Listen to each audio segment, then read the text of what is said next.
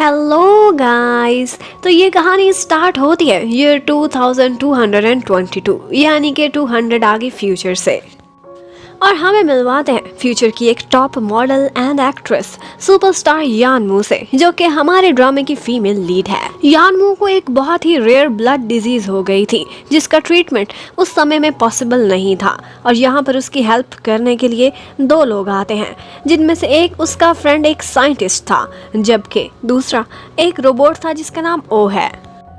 Scientist लू ने उसके लिए एक सॉल्यूशन डिस्कवर कर लिया था, और वो ये था कि उसकी इस ब्लड डिजीज का इलाज सिर्फ एक इंसान के पास है, और वो है यानजी। गु यानजी पास्ट से एक बहुत बड़ा साइंटिस्ट और रिसर्चर था। अगर उसका ब्लड सीरम वो किसी तरह से गेन कर ले तो इस तरह से उसकी ये डिजीज क्यूर हो सकती है, और इस ट्रैवल के लिए उसने उसकी खातिर एक टाइम मशीन भी रेडी करके रखी हुई थी, और रोबोट ओ इस टाइम ट्रैवल में उसका असिस्टेंट बनकर उसके साथ जाएगा। इस ट्रैवल में उसकी हेल्प करने के लिए वो उसे दो इक्विपमेंट्स देता है, जिनमें से एक ब्रेसलेट था जिसमें एक ब्लड एक्सट्रैक्टर भी लगा हुआ था, और इसके साथ साथ ये ब्रेसलेट बहुत ही काम की चीज थी। इसमें मास्टर की भी थी और उसकी बहुत सी परेशानियों का सॉल्यूशन भी। जब भी उसे हेल्प चाहिए होगी ये ब्रेसलेट उसकी मदद करेगा। इसके साथ साथ एक इनविजिबिलिटी ड्रग भी थी, लेकिन ये ड्रग बहुत ही ज्यादा सीरियस कॉन्सिक्वेंसेस और साइड इफेक्ट्स भी रखती है। वो कहता है जब तुम्हें बहुत बड़ी मुसीबत हो सिर्फ तभी तुम ये मेडिसिन यूज कर सकती हो, और इसके साथ ही वो टाइम ट्रेवल पर चली जाती है। और इसी टाइम ट्रेवलिंग मशीन के बीच ही हमें इंट्रोडक्शन कराते हैं यानजी के साथ। यानमू को पता चलता है कि वो 200 इयर्स बैक से एक बहुत ही फेमस रिसर्चर था। एक रिसर्चिंग कंपनी का सीईओ होने के साथ साथ वो एक प्रोफेसर भी था। अब फाइनली यानमू 200 इयर्स बैक पहुंच जाती है, और वो पहुंची थी सीधी यानजी के घर के बाहर। अब वो उसके घर में एंटर होने की कोशिश करती है, लेकिन उसे थोड़ी दिक्कत भी हो रही थी क्योंकि 2022 में ज्यादातर डोर्स ऑटोमेटिक नहीं हुआ करते थे। यहाँ पर घर में एंटर होते हुए वो थोड़ा सा शोर कर देती है, जिसकी वजह से यानजी की आंख खुल गई थी। वो फौरन से बाहर आता है, उसे देखते ही पूछता है कि तुम कौन हो, लेकिन यहाँ पर यानमू डायरेक्ट ही उससे ब्लड एक्सट्रैक्ट करने की कोशिश करने लगती है, क्योंकि उसका सिर्फ एक ही टास्क था कि उससे ब्लड ले और वापस अपने समय में पहुंच जाए। लेकिन उसे नहीं पता था कि ये सब कुछ इतना सिंपल नहीं है। यहाँ पर उससे कुछ गलती हो जाती है। वो ब्रेसलेट को यूज कर, जिसकी वजह से टाइम बैक ट्रिगर हो जाता है, और वो पहुंच जाती है उसी नाइट की बजाय उस मॉर्निंग में। और यहीं पर ही उसे अपना रोबोट ओ भी मिलता है, जो कि उसे बताता है कि मास्टर आपने बैक ट्रैकिंग कर दी है, ऐसा करना बहुत डेंजरस हो सकता है। हर दफा ऐसा करने से आपकी लाइफ का 1 महीना कम हो जाएगा। इसके साथ साथ वो उसे ये भी याद कराता है कि यहाँ पर आपने हिस्ट्री में चेंजेस नहीं करनी, वरना इसके बहुत सीरियस कॉन्सिक्वेंसेस होंगे। तो उधर यानजी तो सुबह सुबह उठता है और अपने काम पर अपने रिसर्च लैब में चला जाता है, जबकि यानमू उसकी ओ हेल्प करता है और उसे आजकल के दिन के ट्रेंड्स दिखाता है कि फैशन में क्या चल रहा है, कैसे बोला जाता है, क्या क्या खाया जाता है। वो बहुत इंजॉय कर रही थी। उसे ये लोग एंशिएंट टाइम्स के लगते थे, और उसे बहुत सी चीजें बहुत डिफरेंट भी फील होती हैं, लेकिन वो उसी जमाने के लिहाज से खुद को फुली प्रिपेयर भी कर लेती है। जबकि उधर हमें यानजी को दिखाते हैं, वो आज बोर्ड ऑफ डायरेक्टर्स की मीटिंग में था, अपनी नई रिसर्च के बारे में उन सबको ब्रीफ कर रहा था। एक्चुअली वो बहुत ज्यादा कैपेबल था, लेकिन वो किसी की एक भी नहीं सुनता था। जब उसकी काम की बात आए तो वो बहुत स्ट्रिक्ट हो जाता था, और कभी कभी इसी स्ट्रिक्टनेस के चक्कर में वो बोर्ड ऑफ डायरेक्टर्स के बड़े बड़े लोगों को भी नाराज कर बैठता था। आज भी उसने कुछ ऐसा ही किया था। अब मीटिंग ओवर करने के बाद वो अपने ऑफिस में आता है और अपने असिस्टेंट को फायर कर देता है, और कहता है कि मैं छोटी से छोटी गलती भी बर्दाश्त नहीं करने वाला। उसका रिकॉर्ड था कि आज तक एक भी असिस्टेंट 1 महीना उसके पास नहीं टिका था। यहाँ पर मैनेजर उसे कहता है कि आप अपनी थोड़ी सी स्ट्रिक्टनेस कम करें, अपना स्टैंडर्ड थोड़ा तो लो करें। लेकिन वो कहता है कि अगर मीडियोकर लोग मेरे स्टैंडर्ड पर पूरा नहीं उतरते, मैं अपना स्टैंडर्ड नीचा नहीं करने, मेरे नया असिस्टेंट हायर करने की तैयारी करो। और फिर हमें एक और कैरेक्टर से मिलाते हैं जिसका नाम मिस्टर सुई है। एक्चुअली वो यानजी का बहुत अच्छा फ्रेंड है, और इसके साथ साथ जब भी वो बोर्ड ऑफ डायरेक्टर्स को नाराज कर दिया करता था तो वही हर चीज को हैंडल करता था। सुई आज उसकी हेल्प करता है और इसके बदले उससे कहता है कि आज शाम को एक अवार्ड सेरेमनी है, तुमने वहाँ जरूर आना है। यांजी को इस तरह के काम बिल्कुल पसंद नहीं थे। वो इनकार भी नहीं कर सकता था और आने का उसका मन नहीं कर रहा था। लेकिन शाम को दिखाते हैं कि जब सेरेमनी में सुई उसका नाम पुकारता है उसे अवार्ड देने के लिए, तो यांजी वहां पर गायब था।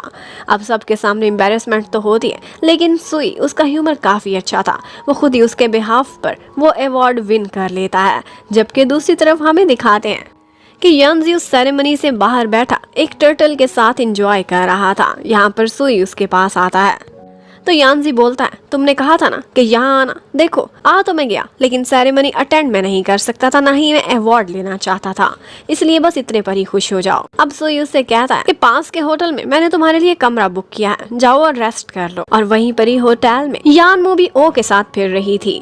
यानमो प्लान करती है कि मैं इसके रूम में जाती हूँ, और उसका ब्रेसलेट ही उसकी मास्टर की था। अब वो फट से उसके रूम में एंटर हो जाती है। वो अंदर जाकर देखती है तो यांजी मजे से सो रहा था।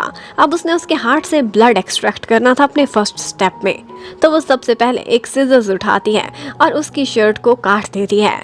लेकिन किस्मत खराब, उसी टाइम पर यांजी की आंख खुल गई थी और वो खुद की इज्जत को संभालता हुआ अपनी शर्ट पकड़ के उससे इन्वेस्टिगेशन करने लगता है कि तुम कौन हो। तो वो कहती है, मैं आपकी बहुत बड़ी फैन हूँ, मैं आपको हमेशा से ऑब्जर्व करती थी और आपसे मिलना चाहती थी। तो वो उससे पूछने लगता है, ठीक है फिर ये बताओ कि लास्ट वीक उस वाले इवेंट पर मैंने क्या पहना था। लेकिन यानमो को कुछ भी नहीं पता था। वो कहता है कि लास्ट वीक तो मैं किसी इवेंट पर गया ही नहीं था। अब यानमो तो वहाँ से भागना चाहती थी, लेकिन यांजी उससे इन्वेस्टिगेशन करना चाहता था। वो उसे रोकने की कोशिश करता है और इसी बीच जोर जबरदस्ती में यानमो की सीधी लैंडिंग होती है यांजी के बिल्कुल ऊपर, और उसकी फटी हुई शर्ट की वजह से उनकी एक किस भी हो गई थी। और इस सब के बाद यानमो को बहुत एम्बैरस फील होता है। वो सोचती है कि मैंने सोचा था बहुत सिंपल टास्क है, ये अटेन करना बहुत मुश्किल है, मुझे क्या क्या कुछ करना पड़ रहा है। और फिर नेक्स्ट डे ऑफिस में हर कोई गॉसिप्स कर रहा था, क्योंकि उस टाइम पर किसी ने ये वाली फोटो लीक कर दी थी और हर कोई यही कह रहा था कि यांजी होटल में एक लड़की को लेकर गया था। ये इस टाइप का होगा हमने सोचा ही नहीं था, हमें तो लगता था हमारा प्रोफेसर बहुत सीरियस है। ये सारी बातें यांजी को भी रियलाइज हो गई थी। सुई उसके पास आता है और कहता है, कौन सी लड़की थी जो तुमने होटल में बुलाई थी। लेकिन वो कहता है, ये सब एक मिसअंडरस्टैंडिंग है, मैं किसी को नहीं लेकर गया, बल्कि तुम केयर करो इस चीज की कि वो लड़की मेरे करीब ना पहुंच सके आइंदा।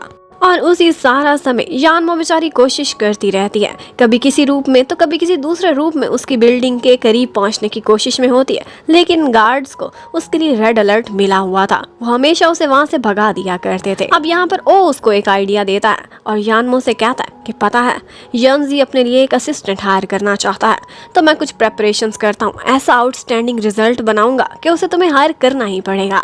और फिर सीन शिफ्ट होता है और यांजी को पता चलता है कि उसके लिए 2 एप्लीकेंट्स सिलेक्ट कर लिए गए हैं जिन्होंने टेस्ट को आउटस्टैंडिंग तरीके से पास किया है। वो देखते ही हैरान रह जाता है कि उनमें से एक यानमो है। अब यानमो उसके ऑफिस में आती है, उसे ये विश्वास था कि ये मुझे जरूर हायर करेगा, लेकिन यांजी कहने लगता है कि तुम बेशक जितने भी सपने देख लो, तुम्हें कभी भी नहीं रखने वाला, बल्कि मैं दूसरे एप्लीकेंट को हायर करूंगा जो कि उस टाइम पर ओ था जिसने टेस्ट पास किया था। वो साफ इनकार कर देता है और कहता है, मैंने अपना ड्रीम चेंज कर लिया है, अब मेरा एक ही एम्बिशन है और वो ये है कि मैं आपके ऑफिस में एक क्लीनर की जॉब करना चाहता हूँ।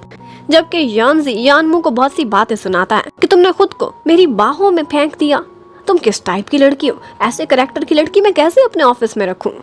और पता है अभी तक मेरा बिल्कुल बेदाग कैरेक्टर था, लेकिन तुमने मेरे कैरेक्टर के ऊपर एक दाग लगवा दिया है। लेकिन बाहर आकर यानमो को बहुत गुस्सा आता है। वो सोचती है कि मैंने इसके कैरेक्टर पर दाग लगाया, मैं तो एक सुपरस्टार हूँ, कितने लोग हैं जो मेरे करीब आना चाहते, मेरी तो किस्मत खराब थी जो मुझे इससे पंगा लेना पड़ रहा है। लेकिन अब उसके करीब आने के लिए उसे उसके असिस्टेंट बन के उसके इर्द गिर्द घूमना पड़ेगा। जबकि उधर ओ को दिखाते हैं, वो आजकल क्लीनिंग की जॉब कर रहा था और यही सोच रहा था कि मैं 200 साल आगे का एडवांस रिपोर्ट क्या इस काम के लिए बना था कि इतना आहिस्ता आहिस्ता एंशिएंट ह्यूमंस की तरह काम करूं। लेकिन उसने यांजी पर नजर रखी हुई थी। जब वो लंच के लिए जाता है तो वो यानमो को खबर कर देता है। यानमो भी वहीं पर ही पहुंच जाती है। यहाँ पर यांजी देखता है कि एक लड़का किसी की सीक्रेटली फोटोज बना रहा है, तो उसे बहुत गुस्सा आता है। वो उसके पीछे पीछे दौड़ता है और यहीं पर ही उस स्टॉकर को पकड़ने में उसकी हेल्प यानमो भी करती है। और ये वो पहला टाइम था जब वो यानमो से वाकई इम्प्रेस हो गया था, और वैसे भी उनको देखकर लग रहा था कि उनकी टीम बहुत अच्छी है। अब यंजी सोचने पर मजबूर हो जाता है कि चाहे वो लड़की जैसी भी है, लेकिन मैंने ये देख लिया है कि वो जस्टिस होल्ड करने के लिए कितनी मेहनत करती है। वैसे भी आउटस्टैंडिंग तो है, वरना मेरा टेस्ट कौन आसानी से पास कर सकता है। तो अब फाइनली उसने फैसला कर लिया था। तो यानमू को भी ऑफिस से कॉल आ जाती है कि उसे एज असिस्टेंट हायर कर लिया गया है। और ये सुनकर ओ और यानमू बहुत ज्यादा सेलिब्रेट करने लगते हैं। अब नेक्स्ट ही डे यानमू ऑफिस में पहुंच जाती है। उसे उसका डेस्क दिखाते हैं, लेकिन वो सोचती है कि मुझे इतना दूर क्यों रखा हुआ है। जितना मैं यानजी के क्लोज रहूंगी, काश मैं उससे ऑफिस शेयर कर सकूं ताकि उसका ब्लड जल्दी एक्सट्रैक्ट कर लूं। लेकिन ऑफ कोर्स ये सीट तो उसे नहीं मिलने वाली थी। अब वो बैठ तो जाती है अपनी सीट पर। यानजी उसे देखकर एक दफा स्माइल करता है। वो ये देखते ही खुश हो जाती है, लेकिन वो पर्दे आगे गिरा देता है ताकि ये स्टॉकर सी गर्ल मुझ पर नजर ना रख सके। थोड़ी देर बाद उसे ऑफिस में बुलाता है और बहुत सारा काम उसे दे देता है। बहुत डिफिकल्ट सा डाटा था जो उसने उसे ऑर्गेनाइज करने को कहा था। और साथ ही साथ वो उसे ये भी ऑर्डर करता है कि मेरा ऑफिस क्लीनर साफ नहीं करेगा, बल्कि तुम करोगी। अब वो तो ऑफिस से चला गया था और वो खुद एकदम सीईओ की तरह से उसकी चेयर पर मजे से बैठी हुई थी। यहाँ पर ओ आता है उसकी हेल्प करने के लिए और उसे बहुत सारा डाटा इकट्ठा करके देता है जो कि उसने इतने दिनों में ऑब्जर्व किया था। अब इसके थ्रू उसे यंजी का दिया हुआ टास्क कंप्लीट करने में बहुत आसानी होगी। वैसे भी वो फ्यूचर से आई थी 200 इयर्स बाद। ये सारी चीज जो आजकल रिसर्च हो रही थी उसने एलिमेंट्री लेवल पर ही पढ़ी हुई थी। अब उसे हर हाल में यंजी का ट्रस्ट जीतना था, तो वो अच्छे से चमका के उसका ऑफिस भी क्लीन कर दिए और इसके साथ साथ वो सारा काम जो उसने करने को कहा था अच्छे से अरेंज करके प्रिपेयर कर लेती है। अब जब वो अपना सारा डाटा इकट्ठा करके उसे दिखाती है तो यानजी हैरान रह जाता है कि इसे कैसे पता चला कि मुझे इस तरह का डाटा पसंद है। वो सोचने लगता है कि शायद वाकई ये मेरी फैन और इसने मुझ पर रिसर्च की हुई हो। और तो और उसने कॉफी भी बहुत परफेक्ट बनाई थी जो उसे कम ही किसी के हाथ की पसंद आती थी। इतने में वो देखता है कि कुछ मिसिंग है, तो पूरे ऑफिस के सामने उसके पीछे पीछे पहुंच जाता है उसकी गलती निकालने के लिए। लेकिन जब वो दूसरी फाइल दिखाती है तो उसका सारा डाटा बिल्कुल करेक्ट था। अब सब हैरान थे कि ये फर्स्ट असिस्टेंट है कि जिसकी गलती यंजी भी निकालना चाहता है लेकिन निकाल नहीं सकता। वेल, अब कुछ दिनों बाद एक दफा वो उसके ऑफिस में कॉफी लेकर आती है। देखती है तो वो सो रहा था। एक दो दफा उसे जगाने की कोशिश करती है, लेकिन वो गहरी नींद में था तो पर्दे गिरा देती है और सोचती है कि यही मौका है। फौरन से अपना ब्रेसलेट ऑन करती है उसका ब्लड एक्सट्रैक्ट करने के लिए, लेकिन उसी टाइम पर उसकी आंख खुल गई थी। वो तुरंत उसके हाथों को पकड़ लेता है और उसे नीचे गिरा लेता है। इसी टाइम पर जब वो दोनों बहुत क्लोज थे तो ऊपर से सुई भी पहुंच जाता है और हैरान रह जाता है कि यहाँ क्या हो रहा है। वो दोनों बहुत एम्बेरस होते हैं और यानमू की बनाई हुई कॉफी की तारीफ करने लगते हैं और यानमू भी कल्टी मारती हुई वहां से निकल जाती है। सोई कहता है कि वही लड़की है ना जो होटल में तुम्हारे पीछे पीछे आई थी, अब तुमने इसे असिस्टेंट रख लिया है, क्या बात है। लेकिन आगे से यंजी कहता है कि ये काम बहुत अच्छा करती है, मैं पर्सनल लाइफ को और काम को बिल्कुल अलग अलग रखता हूँ, इसीलिए इसे हायर करा है। और फिर इसी के साथ ही एक नए कैरेक्टर की एंट्री होती है जिसका नाम जाओ है। जाओ अपनी स्पोर्ट्स कार में एंटर होता है ऑफिस की बिल्डिंग में, जो कि थोड़े दिनों की वेकेशन के बाद अब वापस आ रहा था। सारों ने उसका निकनेम फ्राइड चिकन रखा हुआ था क्योंकि वो हमेशा चिकन की डिफरेंट रेसिपीज ट्राई करता था और सबको चेक भी कराता रहता था। यहाँ पर उसका आमना सामना यानमू से होता है तो वो देखता है कि ऐसी ब्यूटी पहले तो हमारे ऑफिस में नहीं होती थी, तो वो गिफ्ट में उसे भी एक ड्रम स्टिक दे देता है। लेकिन यानमू पर उसका फर्स्ट एक्सप्रेशन बिल्कुल अच्छा नहीं रहा था। वो उसे ज्यादा भाव भी नहीं देती और वैसे भी फ्राइड और ऑयली चीजें वो कभी खाती ही नहीं थी। और फिर इसके साथ ही हमें पता चलता है कि एक्चुअली जाओ सुई का और यंजी का बहुत अच्छा फ्रेंड है। और यहीं पर ये एक और बात भी पता चलती है और वो ये है कि एक्चुअली जाओ का क्रश है यंजी की सिस्टर पर, लेकिन उसका बड़ा ख्वाब है कि वो उसका जीजू जी बनेगा।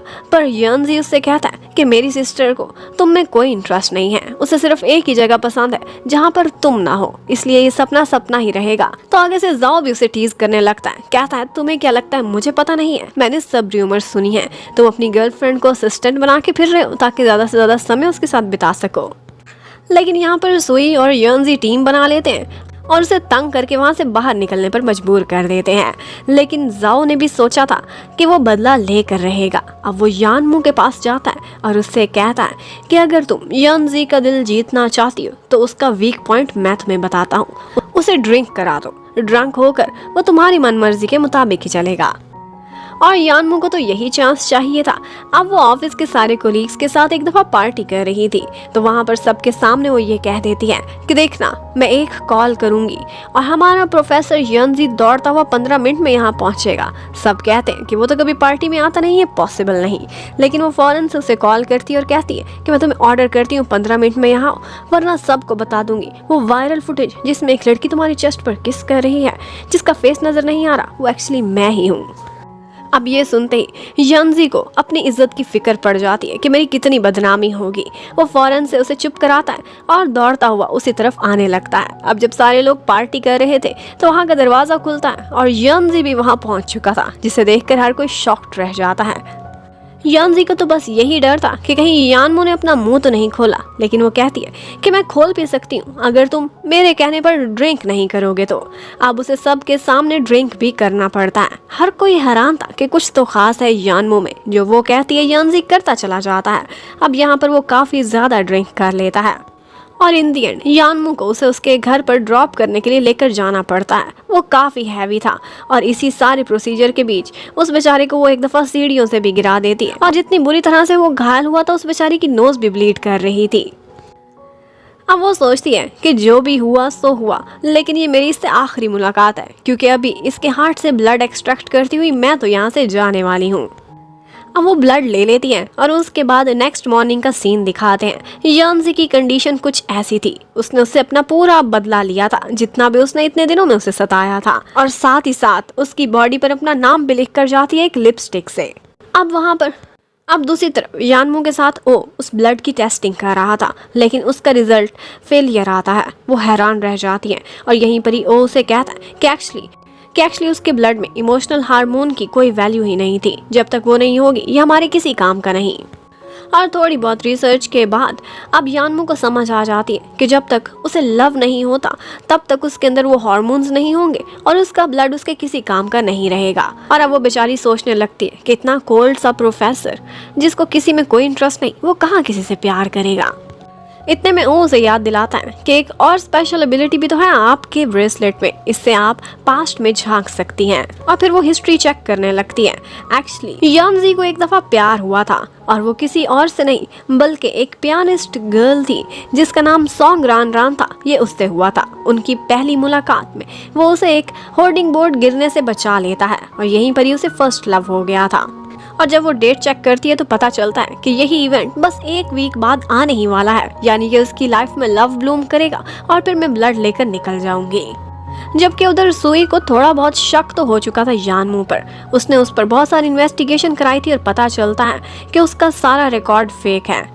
उसके क्लासमेट्स को वो याद ही नहीं थी। जहाँ कहीं उसने इंटर्नशिप की थी वो लोग भी उसे नहीं पहचानते थे। इवन कि उसकी नेबरहुड में भी जाकर पता किया था, किसी ने उसे कभी नहीं देखा था। ऐसा लगता था कि जैसे वो इस दुनिया की ही नहीं है। और इसके साथ साथ उसने सीसीटीवी फुटेज चेक करी थी जिसमें एक 5 स्टार होटल की सिक्योरिटी को उसने आराम से ब्रीच कर लिया था। जबकि उसी टाइम पर ऑफिस में यानमू को यानजी से डांट पड़ रही थी उसकी कल वाली हरकत पर, के ऊपर से सुई आ जाता है। सबसे पहले तो उसे कॉन्सर्ट के टिकट्स देता है। ये वही टिकट्स थे कि जिस पर यानजी की रान रान से मुलाकात होनी थी और उसे फर्स्ट लव भी होना था। लेकिन यहीं पर ही सुई फौरन से बात बदलता है और यानमू से पूछने लगता है कि तुम किस दुनिया की हो, तुम्हारा यहाँ से कोई भी रिकॉर्ड मैच नहीं होता। मुझे पता चल गया है कि तुम कोई हिडन मोटिव लेकर आई हो। क्या तुम यानजी को नुकसान पहुँचाना चाहती हो? तुम्हारा क्या मकसद है? मुझे सच सच बता दो। अब वो बेचारी बहुत बुरी तरह से फंस चुकी थी और यानजी भी ये सारा कुछ सुन लेता है। उसके पास और कोई भी सॉल्यूशन नहीं था सिवाय इसके कि उसे इनविजिबल ड्रग्स लेनी पड़ती हैं। वो जैसे ही वो लेती है तो वो समय में पीछे चली जाती है। और अब उसी दिन का मॉर्निंग का सीन आ चुका था। अब उसका एक ही टास्क था कि उसने आज के दिन किसी तरह से सुई से बचना है ताकि किसी तरह से शाम आ जाए और यहाँ पर सॉन्ग रान रान की और यानजी की मुलाकात हो, उसे लव हो और उसका ब्लड लेकर वो यहाँ से निकल जाए। अब वो ऑफिस में छुप छुप कर फिर रही थी ताकि सुई का और उसका आमना सामना ना हो, लेकिन यानजी भी उसे ये करते हुए देख लेता है और उसे काफ़ी शक भी होता है। लेकिन साथ ही साथ वो आता है यानमू के पास और उससे कहता है कि आपने दोबारा से बैक ट्रिगिंग कर दी है, इससे आपकी लाइफ का एक और मंथ ज़ाया हो गया है। क्या इसके साइड इफ़ेक्ट्स के लिए भी आप रेडी हैं? लेकिन वो कहती है और कोई चांस नहीं मेरे पास। जबकि उधर हमें सॉन्ग रान रान को दिखाते हैं। उसका कॉन्सर्ट आज कैंसिल हो गया था क्योंकि मौसम खराब होने की वजह से शहर में टाइफून आने का डर था। लेकिन उसी कॉन्सर्ट में उन दोनों को मिलते हुए विटनेस करने के लिए यानमू वहां पहुंच जाती है। वो उसी होर्डिंग बोर्ड के बाहर खड़ी थी कि उसे पता चलता है कि आज का कॉन्सर्ट कैंसिल है। ये सुनते ही वो बहुत सैड हो जाती है। जबकि उसी टाइम पर यंजी वहां पर आता है, उसे सैड सैड खड़े देखता है कि वो बारिश में भीग रही है तो उसके पास छाता लेकर आ जाता है। वो फौरन से उससे पूछने लगती है, क्या तुमने यहाँ पर लड़की को देखा जिसे तुम्हें फर्स्ट लव हो गया है? लेकिन उसकी कोई भी बात यंजी को समझ नहीं आ रही थी। वो उससे कहती है, तुम मुझसे दूर रहो, तुम्हें यहाँ पर किसी और से मिलना है। और इतने में वहाँ पर तेज हवा चलती है और वो होर्डिंग बोर्ड गिरने वाला था। लेकिन अब की बार सोंगरान रन नहीं बल्कि उसकी जगह पर यानमू खड़ी हुई थी, जिसे यंजी बचा लेता है। वो उसकी बाहों में थी और शायद उसे अपना फर्स्ट लव अब यानमू के साथ हो चुका है। यानमू हिस्ट्री को चेंज करती जा रही थी।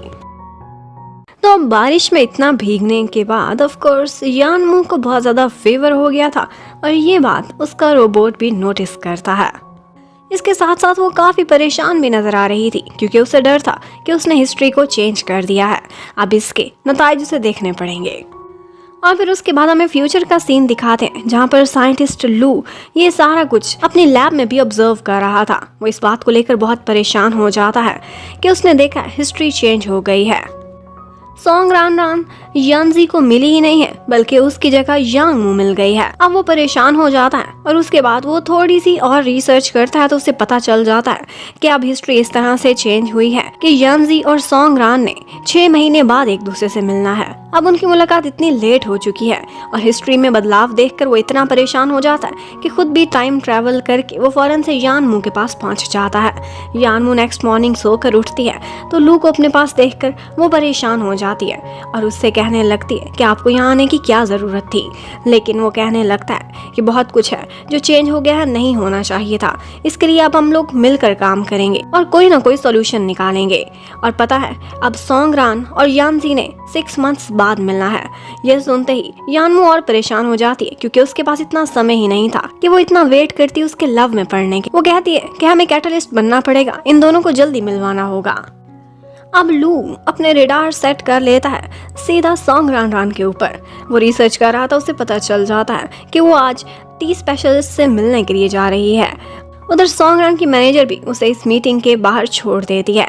वो जैसे ही अंदर जाती है तो देखती है वहाँ पर काफ़ी सारे लोग बैठे हुए थे, लेकिन उसे ये नहीं पता था कि एक मिस्टर लू यहाँ पर उसे ऑब्जर्व कर रहा है जो कि स्पेशली फ्यूचर से आया है सिर्फ और सिर्फ उसे मिलने के लिए। यहाँ पर वो इस तरह से एंट्री करता है कि सबको अपनी पहली ही अपीयरेंस से बहुत इम्प्रेस कर लेता है। उसने सोंगरान को इतने अच्छे से ऑब्जर्व किया था कि उसे उसके सारे वीक पॉइंट्स मालूम थे। वो ऐसे ही एक्ट करता है कि वो उसे रेजिस्ट नहीं कर पाती और फाइनली लू अपनी प्लानिंग के साथ सोंगरान की अटेंशन हासिल करने में कामयाब हो जाता है। अब वो यहाँ पर टी की स्पेशलिटीज और इसकी ड्रिंकिंग के बारे में सबको ब्रीफ कर रहा था कि सोंगरान आगे बढ़ती है और लू के हाथ से उसी का ही कप ले लेती है और खुद उससे चाय पीने लगती है। अब फाइनली जब मीटिंग ओवर होती है तो यहाँ पर सोंगरान देखती है कि लू बहुत सी गर्ल्स की अटेंशन लेने में कामयाब हो गया था जो कि उससे ऑटोग्राफ ले रही थी, उसे वीचैट पर ऐड भी करना चाहती थी, लेकिन वो भी खड़ी उसका वेट कर रही होती है। जब वो उसके करीब आता है तो उससे कहने लगती है कि तुम बहुत स्मार्ट हो, छोटे छोटे ट्रिक्स करके तुम मेरी अटेंशन अचीव करने में कामयाब हो ही गए हो। तो आगे से लू कहता है, हाँ मैं यहाँ पर एक मकसद से आया हूँ और वो ये है कि मैं तुम्हें तुम्हारे जीवन साथी से मिलवाना चाहता हूँ। और फिर सीन शिफ्ट होता है, हमें दिखाते हैं कि यांजी एक मीटिंग में खड़ा हुआ है। अपनी नई रिसर्च के बारे में वो बोर्ड ऑफ डायरेक्टर्स को बता रहा था।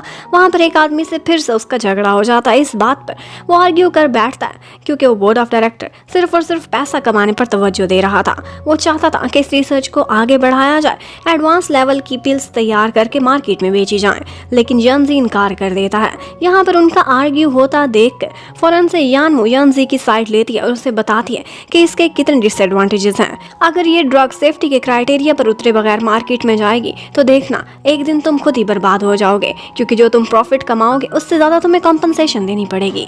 अब वो जैसे ही मीटिंग से बाहर निकलते हैं तो यांजी भी यानमू से काफी इम्प्रेस नजर आ रहा था क्योंकि वो बहुत कूल लग रही थी।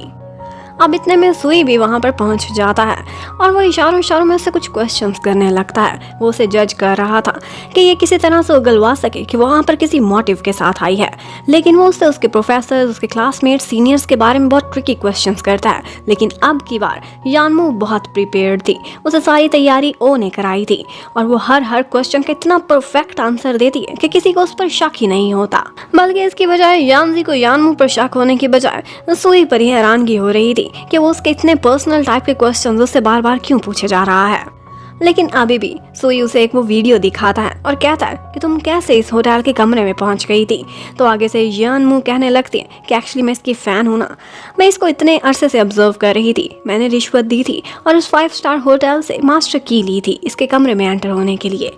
और वो इस तरह से प्रिटेंड करने लगती है कि जैसे वो यंजी को बहुत ही चार्मिंग फील करती है और उसके बगैर वो रह नहीं सकती, ना ही उसे देखकर खुद पर काबू पा सकती है। अब सुई बेचारा तो पूरी तरह से हार चुका था और यानमू ये गेम का राउंड जीतते हुए वहां से चली जाती है। और फिर हमें फ्लैशबैक में दिखाते हैं कि ओ ने उसकी पूरे अच्छे से तैयारी करा दी थी। उसके सीनियर्स, जूनियर्स, उसके क्लासमेट्स, प्रोफेसर, सबकी शक्लें और नाम उसने उसे अच्छे से याद करा दिए थे। और वो बाहर जाकर बहुत ज़्यादा थैंक्स भी करती है ओ का और कहती है कि जब वापस फ्यूचर में पहुंचेंगे तो मैं तुम्हारा नया इंजन ऑयल भी रिप्लेस कराऊंगी। और इसके साथ साथ लू भी उसे अपने सारे दिन की खबर देता है। वो उसे कहने लगता है कि मैंने जहाँ तक ऑब्जर्व किया है, ये सॉन्ग राना बहुत दिल फेंक टाइप की लड़की है। एक दो नहीं, ये जिसको देखती है उसी को ये अपना दिल दे बैठती है। पता नहीं अब तक इसके कितने बॉयफ्रेंड्स रहे हैं। जब तक मैं उसे ट्रूली प्रिपेयर नहीं करा देता कि वो यानजी के सामने आए और उसे सच्चा प्यार करे, तब तक मैं नहीं चाहता कि इन दोनों का आमना सामना हो। और इसी की मैं तैयारी कर रहा हूँ। अब लू उसका पीछा कर रहा था। वो देखता है तो एक जगह पर किसी से मिलने के लिए कैफे में गई हुई थी। यहाँ पर वो उससे फ्लर्ट कर रही थी, बहुत तारीफें कर रही थी उसकी, बिल्कुल जैसे प्ले बॉयज किया करते हैं। ये देखते ही लू कहता है कि इसको तो सुधारना ही पड़ेगा और इसके साथ ही वो उसके कुछ दूसरे बॉयफ्रेंड्स को भी वहाँ पर बुला लेता है। वो जैसे ही उठती है तो एक जगह उसे अपना एक बॉयफ्रेंड मिलता है, थोड़ी देर बाद दूसरा और फिर तीसरा भी। अब वो बेचारी तो एक घन चक्कर में फंस गई थी। कभी किसी के साथ बैठकर कुछ खाना खाती थी तो कभी किसी के साथ बैठकर वो कॉफी पीने लगती थी। उस बेचारी ने 3 जगहों पर खाना खाया था। उसे लगा था कि वो फटने ही वाली है और फिर भी इतनी मेहनत उसके काम नहीं आती। जब इन दी एंड लू की सारी इन हरकतों की वजह से वो तीनों बॉयज एट अ टाइम इकट्ठे एक पॉइंट पर खड़े हो गए थे और उन्हें ये भी पता चल गया था कि उन तीनों की गर्लफ्रेंड सोंगरान है। अब सोंगरान की तो जो इंसल्ट होनी थी सो होनी थी, लेकिन लू भी उसके सामने आ जाता है और वो उससे पूछती है, मैं इन सारे बॉयज को सिर्फ और सिर्फ जज कर रही हूँ क्योंकि मैं ट्रू लव की तलाश में हूँ। इनमें से कोई भी ट्रू लव नहीं था, ना ही किसी के लिए मेरी फीलिंग्स अराउज हुई थी। वो आगे से उसे कहने लगता है कि मैं एक फॉर्च्यून टेलर हूँ और मैं तुम्हें बता सकता हूँ कि तुम्हें तुम्हारा ट्रू लव कहाँ से मिलेगा, लेकिन तुम्हें खुद को सुधारना पड़ेगा पहले। यहाँ पर सोंगरान उससे कहती है कि एक दफ़ा मुझे किसी से प्यार हुआ था, लेकिन मैंने उसे बचपन में देखा था। मेरा और उसका आमना सामना ही नहीं हुआ, मैं बस उसी की तलाश में हूँ।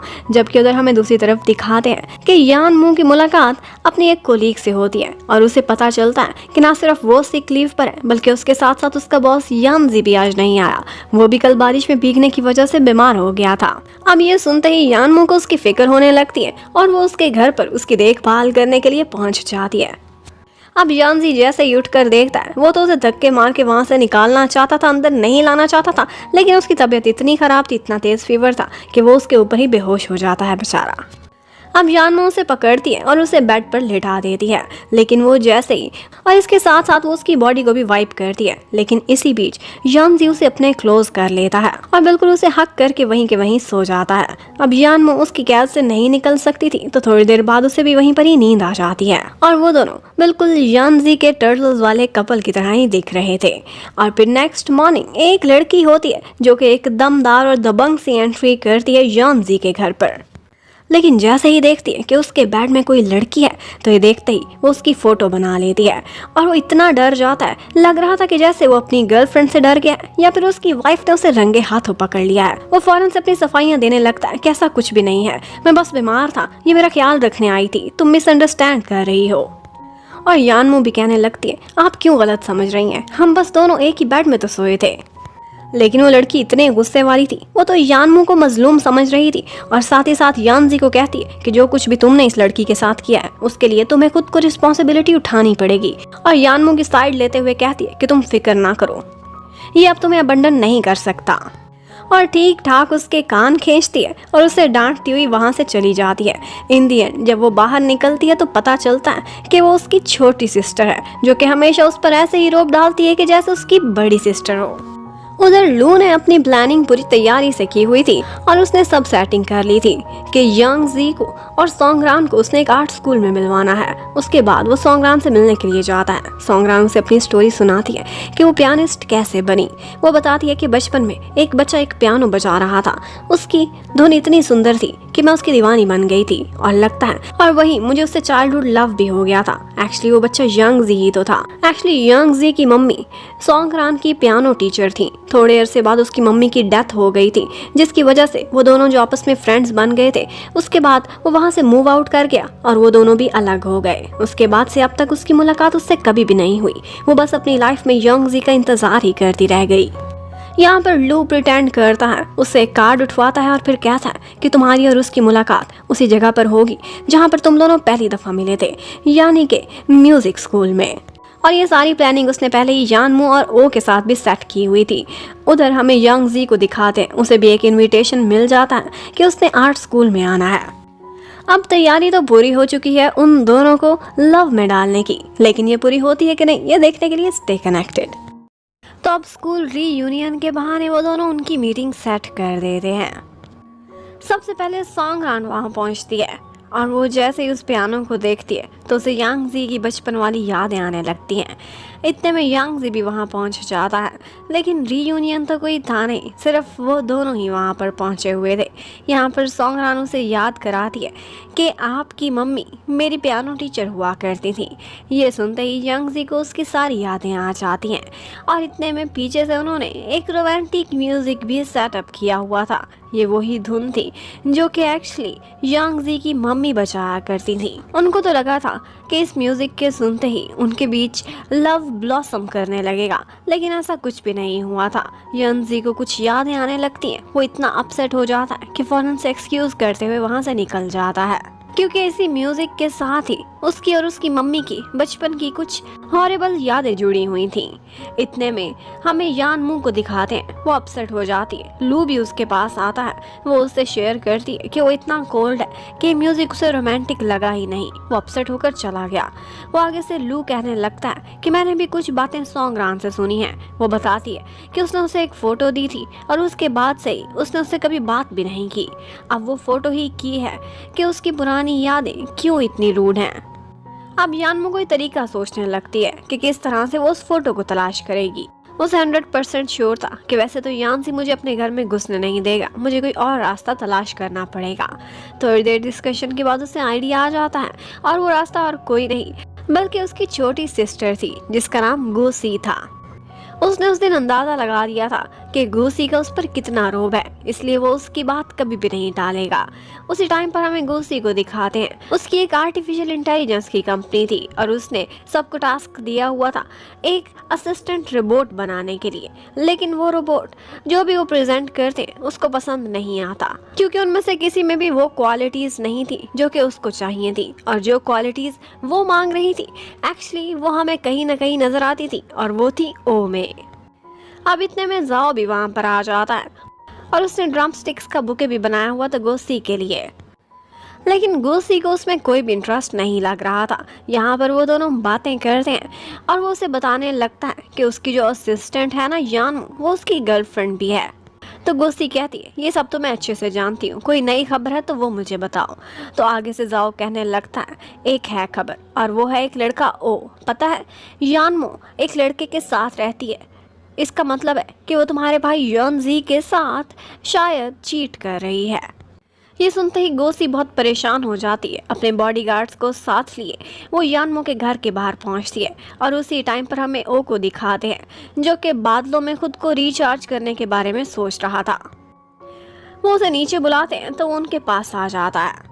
यहाँ पर जाओ अपनी बहुत हीरोपंती दिखाना चाहता था गोसी के सामने नंबर बनाने के लिए, लेकिन कहाँ उसकी चलनी थी एक रोबोट के सामने। अब वो इतना स्पेशलाइज्ड एआई रोबोट था कि वो फौरन से ही खतरा डिटेक्ट कर लेता है और ना सिर्फ जाओ की फैंटी लगाता है बल्कि एक एक करके सारे बॉडी गार्ड्स की भी ठीक ठाक ठुकाई लगा के उनको साइड लाइन लगा देता है। और उसके बाद बहुत प्यार से वो गोसी को बिठाता है और उसको सर्व भी करता है। वो कहता है मुझे आपसे कोई खतरा फील नहीं हो रहा, बल्कि मैंने देखा है कि मैं तो आपको लाइक करता हूँ, आप इतनी स्वीट हैं। जाओ हैरान था कि इतने अरसे से मैं तो उससे अपना लव कन्फेस कर नहीं सका, पता नहीं ये इसने कैसे बोल दिया है। इतने में वहाँ पर यानमू भी पहुँच जाती है और वो लोग उसी से ही पूछने लगते हैं कि तुम्हारा इससे क्या रिश्ता है, तुम्हारे घर में क्यों रह रहा है। तो आगे से वो कहती है कि ये तो बिल्कुल मेरे भाई जैसा है, एक्चुअली इसके मम्मी डैडी नहीं है ना, तो इसे हमने अडॉप्ट करा हुआ था। और ऑफ कोर्स वो भी यस कर देता है, वो वाकई ऑफर ही तो था। वेल अब इतना कुछ होने के बाद गोसी को तो बहुत अच्छे से यानमू ने पटा लिया था। वो सीधी अपने भाई के घर यानजी के पास जाती है, उससे कहती है कि मुझे तुम्हारी बहुत फिक्र होती है, या तो मुझे तुम खुद अपने घर पर अपने साथ रहने दो तुम्हारी केयर करने के लिए, या फिर मैं तुम्हारे लिए कोई मेड हायर करती हूँ। अब मेड वाला ऑप्शन उसे ज़्यादा बेटर लगता है और मेड तो रेडी भी थी। फौरन से वहाँ पर यानमू एंटर होती है जिसने बिल्कुल एक मेड की तरह से गेटअप किया हुआ था, वो उसकी हाउसकीपर बनेगी और ये ऑर्डर्स थे उसकी छोटी सिस्टर के। अब सबसे पहले तो गोसी उसे सर्व कराती है मेड के लिए, कहती है कि अब सबसे पहले तो गोसी उसे कहती है कि तुम मेड को सर्व करो, थोड़ी देर के लिए तो तुम्हारे पास गेस्ट है। और यानजी को दिल पर पत्थर रख के अपनी सिस्टर की हर बात माननी पड़ती है, वरना उसे पता था कि ये कितना शोर मचाएगी और मेरा जीना भी मुश्किल कर देगी। लेकिन जैसे ही वो घर से चली जाती है तो वो यानमू से ही काम कराने लगता है और उसे सारी इंस्ट्रक्शंस दे देता है कि उसे क्या क्या किस तरह से पसंद है। अब फाइनली वो डस्टिंग का काम कर रही थी, जैसे ही वो पियानो के करीब आती है तो यानजी उसे कह देता है कि प्लीज़ इस पियानो को हाथ मत लगाना। इसका मतलब था कि इससे उसकी कोई ना कोई हार्श मेमोरीज जुड़ी हुई हैं। वेल अब शाम को जब वो घर वापस आता है तो उसने इमेजिन किया था कि मेरी तो एक मेड है बहुत ही सुंदर सी, उसने कितने कितने खाने बनाए होंगे और आज वो मेरी बहुत खिदमत भी करेगी। लेकिन मेड तो कुछ इस हालत में थी, वो जैसे ही अंदर आता है तो वो उसे कहती है मुझे कुछ पकाना ही नहीं आता, क्योंकि वो जिस ज़माने से आई थी उस ज़माने में तो उसके सारे काम रोबोट्स किया करते थे। वेल अब यहाँ पर यानजी सोचता है कि कुछ सिंपल सा पका लिया जाए। वो उससे कहता है कि डम्पलिंग्स का सामान निकालो, मैं ही तुम्हें पकाना सिखा देता हूँ। अब इसी बीच वो जानबूझ के उसके थोड़ा करीब आता है और उसे डराने के लिए हरेस करने लगता है एक बहाने बहाने से। कहता है एक लड़के के साथ अकेले रह रही हो, तुम्हारे लिए अप्रोप्रिएट नहीं। लेकिन वो आगे से कहती है तुम कहाँ से मुझे लड़के लगते हो, और यहीं पर ही वो उसका रास्ता रोकने लगता है। लेकिन आगे से यानमू से ट्रेन करने लगती है कि अगर तुमने माचो दिखना है तो तुम्हें इस तरह से नहीं बल्कि अपना पोस्चर थोड़ा सा चेंज करना होगा। अगर तुम इतने भी ट्रेन नहीं तो मैं तुम्हें सिखा सकती हूँ। और अब वो उसे दीवार से लगा लेती है और एक बड़ास गर्ल की तरह से उसे हरास करने लगती है और जाते जाते उसे कह जाती है कि देखा मेरी हरासमेंट ज्यादा रियल थी, ये ना हो कि तुम्हें मुझसे कोई खतरा पड़ जाए। वेल अब फाइनली वो दोनों मिलकर कुकिंग करते हैं और उन्होंने डम्पलिंग्स भी बना ली थी जो कि काफ़ी सक्सेसफुल रही थी। अब आहिस्ता आहिस्ता उसके घर पर काम करते हुए एक दिन यानमू को एक फ़ोटो मिल जाती है। उसे लगा था कि ये फ़ोटो शायद उसकी मम्मी की होगी, क्योंकि उस एक के अलावा उसने उसके घर पर और कोई भी फ़ोटो नहीं देखी थी। अब इतने में उसे गोसी की कॉल आती है तो वो उससे पूछती है तो पता चलता है कि एक्चुअली वो उसकी मम्मी की फोटो है। और गोसी ये भी बताती है कि आज के दिन यानजी बहुत सैड भी होगा, क्योंकि आज के ही दिन तो हमारी मम्मी की डेथ भी हुई थी। और वाकई कुछ ऐसा ही था। वैसे तो वो स्वर्ड्स की प्रैक्टिस कर रहा था, लेकिन उसे सारी वो यादें आने लगती कि जिस तरह से उसकी मम्मी की डेथ हुई थी और वो बेबस अकेला रह गया था। जबकि उसी टाइम पर गोसी मिलने के लिए ऊ के पास चली जाती है। आज फिर से वो खुद को रिचार्ज करने की कोशिश में था, लेकिन वो उसे डिस्ट्रैक्ट करती है और अपने साथ अपना असिस्टेंट बनाकर ले जाती है। उससे कहती है कि हम दोनों नजर रखेंगे आज यानजी पर। वो हैरान था कि तुम्हें इस तरह से करने की क्या जरूरत है। तो आगे से गोसी का कहना था कि एक्चुअली हम सिबलिंग्स हमेशा बचपन में बहुत लड़ते झगड़ते आए हैं, इसलिए हम एक दूसरे के सामने एक दूसरे की केयर शो नहीं करते, बल्कि हमेशा सख्ती से बात करते हैं और पीछे से एक दूसरे की केयर करते हैं चोरी छुपे। और साथ में वो ये भी कहती है कि जब से मैंने यान मुंह को देखा, मुझे लगता है कि जैसे वो मेरे यानजी भाई के लिए ही बनी है। वो दोनों एक दूसरे के लिए परफेक्ट हैं। और उसकी हर बात का जवाब बड़ा परफेक्ट देता था। वो उसकी तारीफ करती है तो वो कहता है क्योंकि मैं बहुत एडवांस्ड हूँ। एक्चुअली उसका मतलब ये था कि वो एडवांस्ड रोबोट है, लेकिन अभी तक उसे नहीं पता था कि वो एक एआई के साथ फिर रही है। इतने में वहाँ पर सिक्योरिटी गार्ड्स उनको पकड़ लेते हैं और ऊपर से यान जी भी पहुँच जाता है। लेकिन वो अपनी सिस्टर को डांटने की बजाय बहुत सैड सैड नज़र आ रहा था, क्योंकि आज ही तो उसकी मम्मी की डेथ एनिवर्सरी थी। अब घर पहुंचने पर थोड़ी देर बाद यंजी को रियलाइज होता है कि उसने अपनी मम्मी की फ़ोटो अपने पास रखी थी, लेकिन वो अब उसे नहीं मिल रही थी। यानमो भी परेशान हो जाती है। वो हर जगह उसे तलाश करता है, लेकिन उसे कहीं नहीं मिली थी। उसे लगा था कि वो गिर गई है और फिर कचरे में शायद कहीं बाहर चली गई होगी। और इस सोच के साथ ही वो बेचारा तड़प कर रह जाता है। उसे इस तरह परेशान होता यानमो नहीं देख सकती थी, तो वो फौरन से रबिश में जाकर तलाश करने लगती है। और फिर इतने ट्रैश बिन्स में से घंटों तलाशी लेने के बाद फाइनली उसे वो फोटो मिल जाती है। लेकिन वो जैसे ही घर लौटती है तो उसे पता चलता है कि यानजी तो यहाँ है ही नहीं। वो फौरन से गोसी को कॉल कर दिया।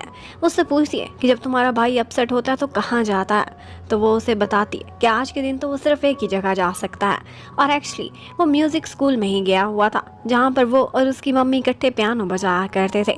उसके पीछे पीछे यानमो भी वहाँ पर आ जाती है और उसे वही फोटो दिखाती है।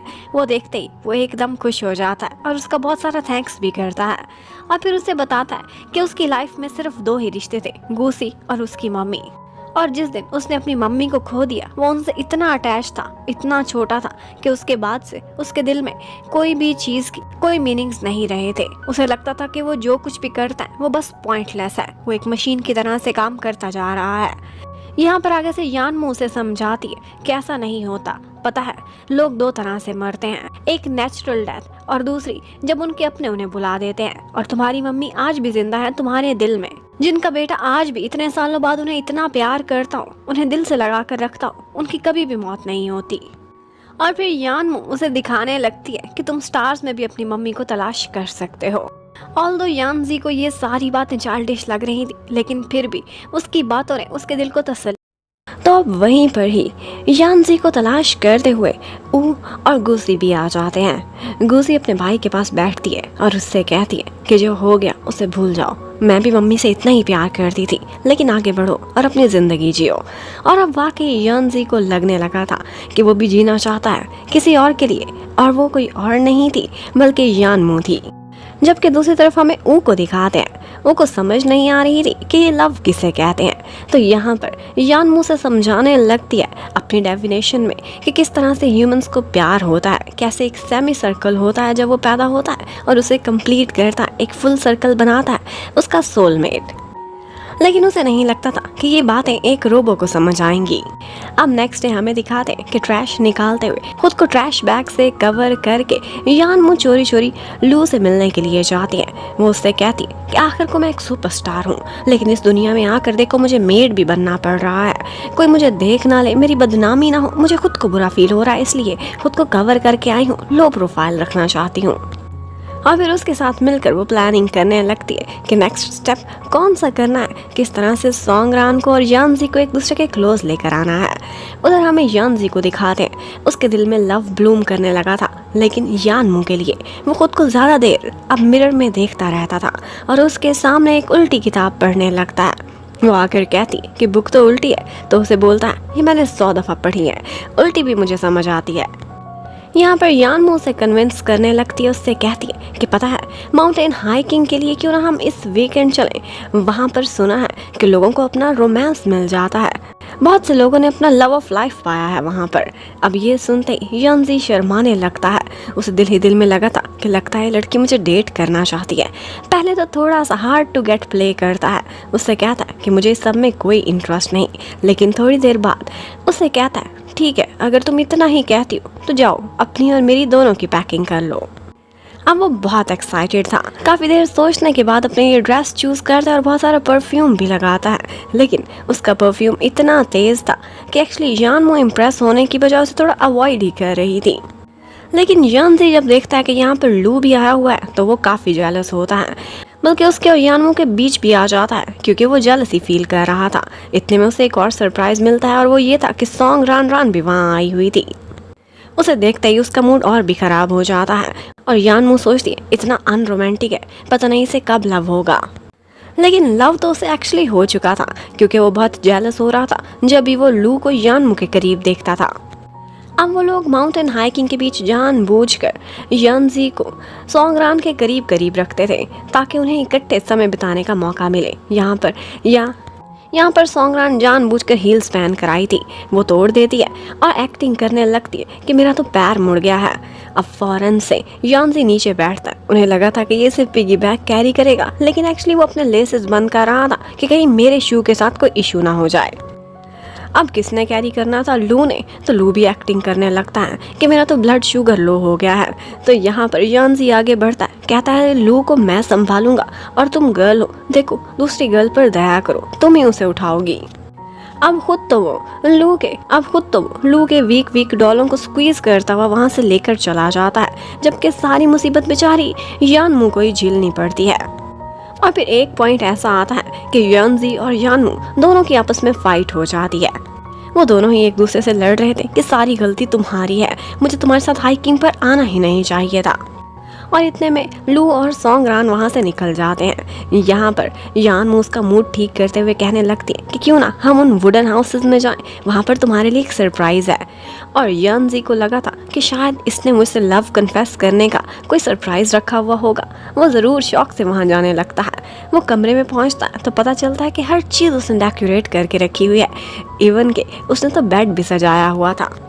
लेकिन थोड़ी देर बाद वो एक्सपेक्ट कर रहा था कि यानमू अंदर आएगी, लेकिन सॉन्गरान आ जाती है और कहती है कि यानमू ने बोला है कि तुमने मुझे यहाँ बुलाया है।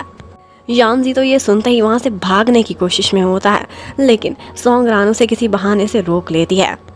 जबकि बाहर से लू और यानमू दोनों वहाँ की लाइट्स ऑफ कर देते हैं ताकि थोड़ा सा एनवायरनमेंट रोमांटिक क्रिएट हो। यहाँ पर सॉन्गरान एक्टिंग करने लगती है कि मेरे पैर में बहुत दर्द हो रहा है और बेड पर लेट जाती है।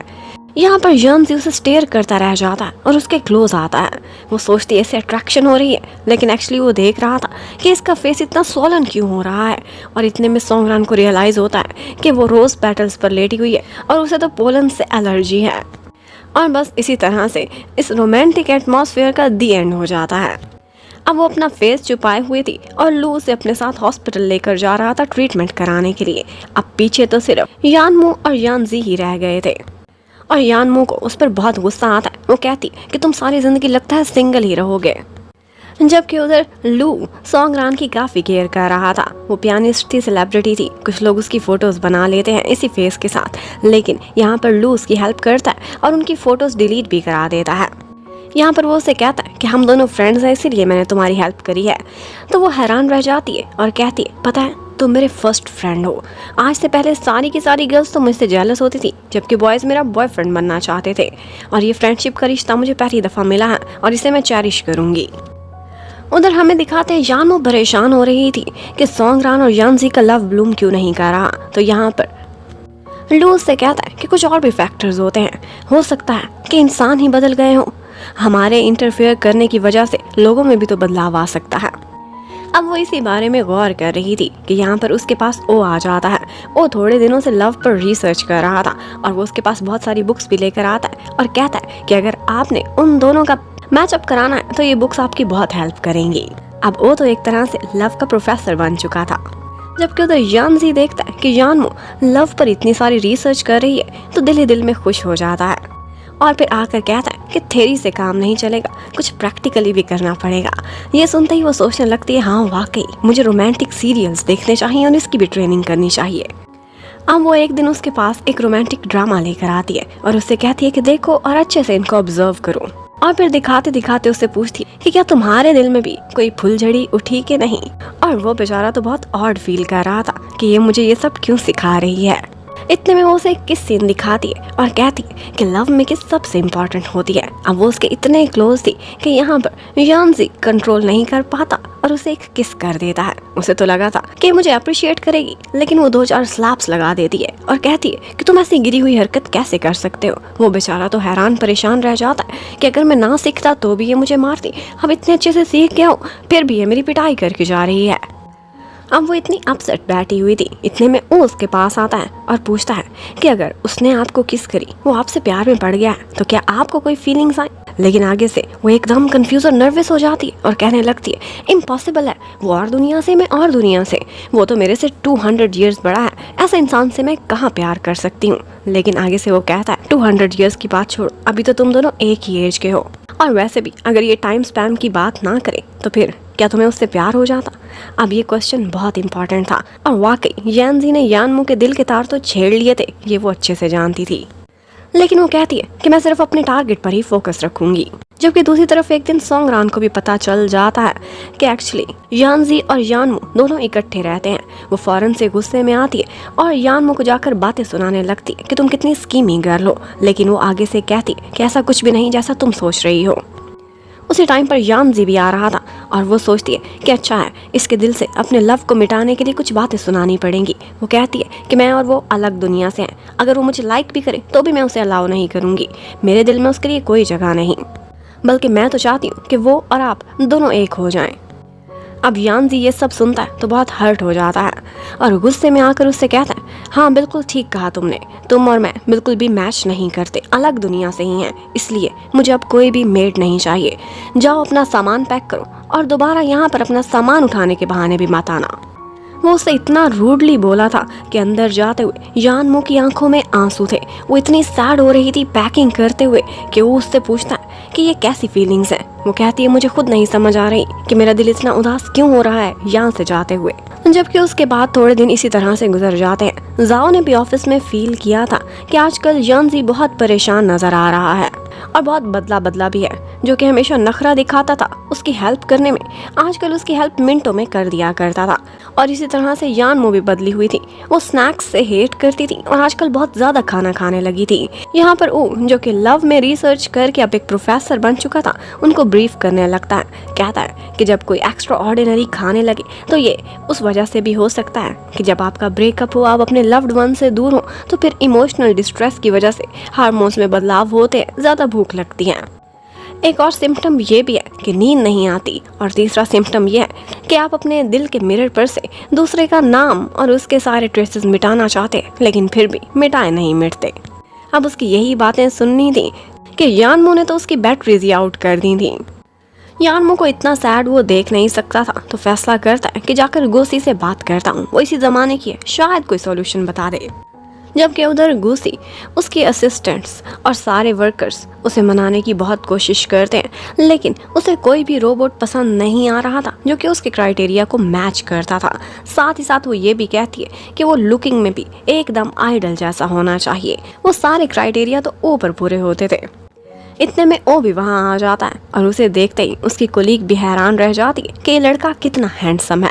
अब वो तो बाहर चली जाती है और उसके बाद वो उसके पास बैठ जाता है और उससे कहता है कि आजकल यानमू बहुत बदली बदली है। वो पूछती है कैसे, तो एकदम उसे स्टेयर करने लगता है और जैसे ही वो 2 घड़ी उसे स्टेयर करता है वो तो लगता है कि अपना दिल ही उसे दे बैठी थी। वो उसकी नज़रों को, उसकी हैंडसमनेस को रेजिस्ट कर ही नहीं पाती। बेचारी को पता ही नहीं था कि वो तो एक रोबो को दिल देने वाली है। साथ ही साथ वो ये भी कहती है कि एक्चुअली यानजी का भी यही हाल है, चलो अब तुम यहाँ से जाओ और मैं इस बारे में कोई सॉल्यूशन सोचूंगी। लेकिन उसे बाहर भेजने के बाद वो तो सिर्फ इसी टेंशन में थी कि मेरे दिल की धड़कनें क्यों तेज हो रही हैं ओ को देखने के बाद। जबकि उधर लू एक दफा सोंगरान से मिलता है तो वो उसे बताती है कि एक्चुअली जब से यानमू उसके घर से गई है, यानजी ने मुझे कांटेक्ट बैक ही नहीं किया। बहुत दफा उससे मिलने की कोशिश की लेकिन वो मुझे इग्नोर किए जा रहा है। मुझे तो अब कंफर्म हो गया है कि वो वाकई दोनों एक दूसरे से प्यार करते हैं। साथ ही साथ वो कहती है कि अब मैं इस किस्से का दी एंड करने वाली हूँ और वो जाती है यानमू के पास, उसे अपने कॉन्सर्ट के लिए टिकट देती है, इन्वाइट करती है और कहती है कि देखना जब मैं स्टेज पर शाइन करूंगी तो तुम्हें पता चलेगा कि तुम्हारी राइवल कितनी स्ट्रांग है, कितनी प्रिटी है। लेकिन यानमू से यही कहती है कि मुझे अपना राइवल मत समझो, हम और दुनिया से हैं, वो और मैं एक नहीं हो सकते। वेल अब फाइनली उस कॉन्सर्ट का दिन आ जाता है। सॉन्गरान एकदम रेडी खड़ी हुई थी, लेकिन वो बहुत नर्वस थी। उसे समझ नहीं आ रही थी कि जानजी को वो अच्छी लगेगी कि नहीं, उसमें क्या कमी है, या फिर वो ओवर तो नहीं दिख रही। यहाँ पर लू उसके पास बेस्ट विशेस लेकर आता है और फिर उससे कहता है कि तुम इतनी नर्वस ना हो, पता है तुम दुनिया की सबसे सुंदर लड़की हो। साथ ही साथ उसके इयररिंग्स चेंज कराता है और कहता है कि लिपस्टिक थोड़ी सी लाइट कर लो, वरना तुम थोड़ी फ्लैशी दिख रही थी। और फिर उससे बोलता है कि तुम बहुत सुंदर हो और दूसरों के बारे में मत सोचा करो, ना ही खुद को किसी से कंपेयर किया करो। जाओ और अपने प्यार को जीत लो। अब जब वो स्टेज पर परफॉर्मेंस दे रही थी तो उनकी परफॉर्मेंस को देखने के लिए स्पेशल सीट्स उसने बुक करी थी यानजी और यान मू के लिए। दोनों एक दूसरे के साथ बैठे हुए थे और वो पियानो के रोमांटिक म्यूजिक को सुनते हुए अपने ही मोमेंट्स को याद कर रहे थे। यहाँ पर सॉन्गरान एक परफॉर्मेंस के बाद सबको बताती है कि मुझे पियानो बजाना एक चाइल्डहुड फ्रेंड ने सिखाया था और अब मैं वही धुन आप सबको बजा के दिखाऊंगी जो मैंने सबसे पहले सीखी थी, और ये मैं उसी फ्रेंड को ही डेडिकेट करती हूँ। यानजी अच्छे से जानता था कि ये उसको डेडिकेट कर रही है। अब ये सब देखते हुए यानमू को पता नहीं क्यों खुशी नहीं हो रही थी, ऑल्दो उसे लग रहा था कि शायद इनका लव आज ब्लूम कर ही जाए, लेकिन वो सैडनेस फील कर रही थी। इतने में सॉन्गरान स्टेज पर खड़ी होकर दोबारा से कहती कि वही चाइल्डहुड फ्रेंड मेरा फर्स्ट लव भी है, हम बहुत सालों बाद मिले हैं और मैं आज भी उससे प्यार करती हूँ। वो इस वक्त इसी वेन्यू में भी मौजूद है। अब सारे लोग हैरान हो जाते हैं कि वो कौन है, और वो साथ ही साथ इनवाइट भी करती है कि प्लीज़ मेरे चाइल्डहुड फ्रेंड तुम स्टेज पर आ जाओ। यानजी सोचता है कि शायद सॉन्गरान को लेकर ही यानमो इतनी जेलस है और सैड दिख रही है, आज मैं इसकी सारी कन्फ्यूजन्स दूर ही कर देता हूँ। अब वो फौरन से स्टेज पर आ जाता है। वो उससे कहती है क्या तुम मेरा लव एक्सेप्ट करते हो, लेकिन यानजी कहता है कि आई एम सॉरी, तुम बहुत अच्छी इंसान हो पर मैंने तुम्हें इस नज़र से नहीं देखा, मैं किसी और से प्यार करता हूँ और वो भी इस वक्त इसी वेन्यू में है। लेकिन वो उससे बुलाता या उसका नाम लेता उससे पहले ही यानमो वहाँ से भाग चुकी थी। अब यहाँ पर सॉन्गरान बहुत मुश्किल से कवर करती है और सबको कहने लगती है कि यहाँ पर तो कोई लड़की नहीं तुम्हारे बाजू में, इसका मतलब है कि तुम बचपन की तरह अभी भी मजाक कर रहे हो, लेकिन मैं तुम्हारा वेट करूँगी, शायद तुम मेरा लव एक्सेप्ट कर लो। वेल अब सबके सामने वो खामोश हो गया था, लेकिन जानजी उसे बाद में कहता है कि प्लीज़ ऐसी बात आइंदा ना करना जिससे तुम या मैं कोई भी एम्बैरस हो। उधर यानमो बहुत सैड हो गई थी। उसके पास लू आता है और वो उससे कहती है कि जिस बात का मुझे डर था वो वाकई हो चुका, मैं खुद को इससे ज़्यादा कंट्रोल नहीं कर सकती। जब मैं उन दोनों को एक दूसरे के साथ देखती हूँ तो एक्सट्रीमली जेलस फील करती हूँ। जब उसने बोला कि वो उससे प्यार नहीं करता बल्कि वो मुझे लाइक करता है, ये मैं समझ गई थी, मुझे बहुत खुशी हुई, लेकिन मैं डरती हूँ कि हिस्ट्री को चेंज करके या एक फॉरबिडन लव करके उसका क्या अंजाम निकलेगा। उसकी ये सारी बातें सुनकर लू भी परेशान हो जाता है और कहता है कि इससे बड़ा खतरा मैंने कभी इमेजिन भी नहीं किया था। इतने में वो देखता है तो यानजी उसकी तलाश में आ रहा था। वो उससे कहता है कि तुम चाहो तो मुझे एक शील्ड बना सकती हो, मुझे यूज़ कर सकती हो, और फौरन से उसे हक कर लेता है। ऐसे प्रिटेंड करता है कि जैसे वो कपल्स हैं, ऐसे प्रिटेंड करता है कि जैसे वो एक कपल हैं। लेकिन यानजी की यहाँ पर लू से लड़ाई हो जाती है।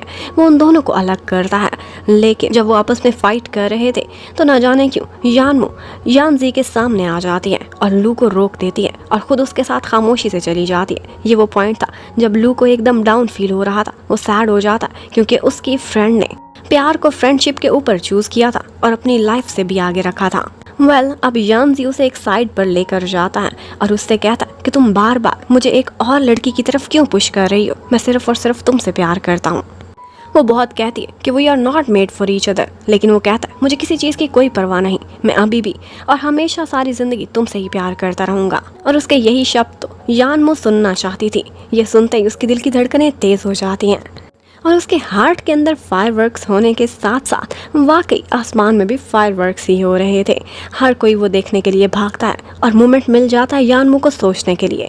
वो सोचती है कि क्या मैं एक फॉरबिडन लव में पड़ सकती हूँ अंजाम का सोचे बगैर, या फिर मैं इसे रिजेक्ट कर दूं, या फिर मैं इसका ब्लड लूं और यहाँ से भाग जाऊं, मैं क्या करूं। लेकिन जैसे यानजी उसके सामने आता है वो रेजिस्ट नहीं कर पाती और उसे कह देती है कि आई लव यू टू, मैं भी तुमसे बहुत प्यार करती हूँ। ये सुनते ही वो उसे हक कर लेता है और ये था एक लव एम्ब्रेस। और फाइनली एक रोमांटिक एटमॉस्फेयर में उन दोनों ने अपना लव कन्फेस किया था। उधर सॉन्गरान एक बार में बैठी ड्रिंक कर रही थी। वो थोड़ी देर बाद देखती है तो वहीं पर ही लू भी ड्रिंक कर रहा था। वो उसके पास आती है, वो कोई बात नहीं करना चाहता था तो कहती है कि देखो वो लड़का भी मुझे छोड़कर भाग गया, लेकिन एक फ्रेंड को मैं अकेला नहीं छोड़ सकती और ना ही फ्रेंड को मुझे छोड़ना चाहिए। और साथ ही साथ ये भी कहती कि एक्चुअली यानजी के चले जाने का मुझे इतना अफसोस नहीं है जितना कि इस बात का है कि मुझे किसी लड़के ने डंप किया। ऑल्दो सारी लाइफ मैं बॉयज को डंप करती आई हूँ। और इसके साथ ही वो दोनों अपना गम भुलाने के लिए बहुत ज्यादा ड्रिंक करने लगते हैं और इन दी एंड वो दोनों एक अपार्टमेंट में पहुंचे हुए थे। अब यहाँ पर लू सॉन्गरान को बेड पर धक्का देता है, उसे भी गुस्सा आता है, वो भी एक पिलो उठाकर उससे फाइट करने लगती है। अब उन दोनों की ये ड्रंक होकर फाइट एक क्यूट सीन में बदल जाती है और फिर जब नेक्स्ट मॉर्निंग होती है तो वो दोनों इकट्ठे ही सो रहे थे। सॉन्गरान जैसे ही देखती है कि वो लू के साथ है तो उस पर चिल्लाने लगती है और कहती है कि मुझे नहीं पता था कि एक फ्रेंडशिप का कवर लगाए तुम एक स्टॉकर निकलोगे, तुमने मेरा यूज तो नहीं किया। लेकिन वो आगे से कहता है कि ऐसा कुछ भी नहीं हुआ, बल्कि ये मेरा अपार्टमेंट है और तुमने कहा था कि मुझे मेरे घर नहीं जाना। वो उस बेचारे को बहुत मारती है, वो कहता है ऐसा वैसा कुछ भी नहीं है, मुझे गलत मत समझो। लेकिन उसके हाथ थे कि रुकने वाले ही नहीं थे। वो इन दी एंड बेचारे की बहुत ज़्यादा पिटाई करती हुई अपने शूज़ उठाती वहाँ से भागने की करती है। और फिर उसके बाद लू जाकर यानमू से मिलता है। यानमू से सॉरी करती है लेकिन कहती है कि मेरा अपने मन पर कोई कंट्रोल नहीं, मुझे कोई परवाह नहीं थी कि क्या अंजाम होगा, बस मुझे इतना पता है कि मैं यानजी के साथ खुश रहती हूँ और मैं उससे प्यार में पड़ चुकी हूँ। यहाँ पर आगे से लू उसे कहता है बाकी सब बातें एक साइड पर रखो, सिर्फ इतना सोचो कि तुम यहाँ किस मिशन से आई थी और अब फाइनली यानजी को लव तो हो चुका है, तुम उसका ब्लड हासिल करने की कोशिश करो। और फिर सीन शिफ्ट होता है। यानमो अपने स्लीपिंग ड्रेस में पहुंच जाती है यानजी के कमरे में और कहती है बेड पर मेरे लिए भी जगह बनाओ। ये सुनते ही वो साइड पर हो जाता है और मन ही मन में सोचने लगता है मैंने इमेजिन भी नहीं किया था कि मेरी गर्लफ्रेंड इतनी स्ट्रेट फॉरवर्ड होगी, इसके सामने ऐसे शो कराना कि जैसे मैं ज़रा भी नर्वस नहीं हूँ। यहाँ पर यानमो आगे बढ़ती है, उसे एक किस करती है और इसके साथ ही कहती है कि ये एक गुड नाइट किस थी, अब खामोशी से सो जाओ। और यानजी सोचता है कि मेरी मूवी तो ट्रेलर पर ही ख़त्म हो गई। वेल अब फाइनली वो सो चुका था। आधी रात को यानमो उठती है और उससे कहती है कि सॉरी लेकिन मेरे पास और कोई रास्ता नहीं, और उसके हार्ट से ब्लड एक्सट्रैक्ट कर लेती है। अब यही ब्लड वो लू के पास लेकर जाती है और वहाँ पर वो इस ब्लड को एनालिसिस पर लगा देता है।